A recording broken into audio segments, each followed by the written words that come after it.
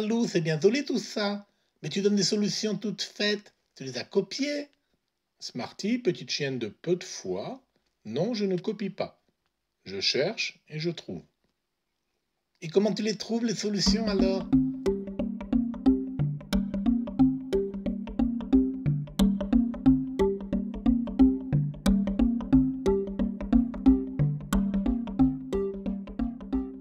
En fait, c'est assez simple.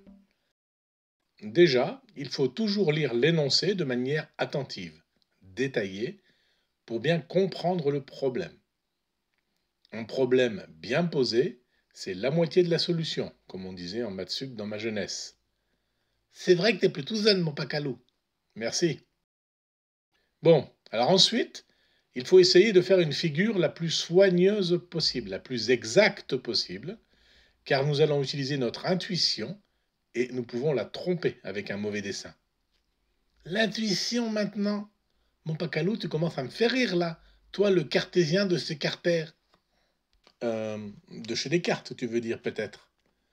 Zoupa sur les mots, t'es tout sauf intuitif. Eh bien, cela dépend de ta notion d'intuition. Moi, personnellement, je ne crois pas à ces notions d'intuition innée, où une personne trouve une solution à un problème de vie, quel qu'il soit, uniquement comme ça, sans connaissance préalable. Ou alors, comme on dit, on n'est jamais à l'abri d'un coup de bol. Pour moi, l'intuition vient de ton cerveau. Quand tu le laisses libre, il est capable d'exploiter tout ce qu'il a appris, tout ce que tu as appris, et tu as un effet waouh qui s'opère. Il arrive à faire des liens auxquels tu n'aurais pas pensé volontairement. On parle aussi de sérendipité. En géométrie, ce que tu sais à ce stade, c'est ce que nous avons vu pendant cette grosse quinzaine de vignettes. Ton intuition va trouver des liens, et tu n'auras plus qu'à vérifier que c'est bien une solution. Et plus tu vas résoudre des problèmes, plus les liens intuitifs vont se construire rapidement. On dit que la répétition fixe la notion, c'est-à-dire engramme les concepts dans ton cerveau, que ce soit en géométrie, en histoire ou tout autre thème d'étude, et cela facilite ton intuition, qui arrivera d'autant mieux à les retrouver et les appliquer en cas de besoin. Cela m'arrive souvent de me coucher sur un problème et de me réveiller avec une solution.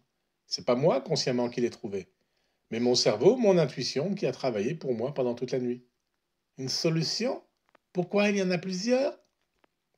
Oui, il faut être borné pour croire qu'à un problème, et encore une fois, ça peut être un problème de géométrie, de géographie, de philosophie, de tennis, de golf, de foot, peu importe. Eh bien, il faut être borné pour croire qu'il n'y a qu'une solution à un problème. Et donc, c'est vrai dans tous les sports et en golf également. Le bon swing, c'est un swing répété, re-répété, corrigé quand nécessaire et re-re-répété, etc., etc. Arnold Palmer, récemment disparu, disait « Plus je m'entraîne et plus j'ai de la chance ». On ne peut pas dire que c'était un perdreau de l'année en ce qui concerne ce sport. Oui, ça va, décompris, décompris. Finalement, il faut tout le temps travailler. Mais oui, quel que soit le sujet, il faut transpirer un peu pour progresser. Une autre citation, tiens, pour finir. Le génie est fait d'1% d'inspiration et de 99% de transpiration. Thomas Edison, lui aussi, n'était pas un perdreau de l'année dans son domaine. Et pour finir cette vignette, je te propose un petit exemple.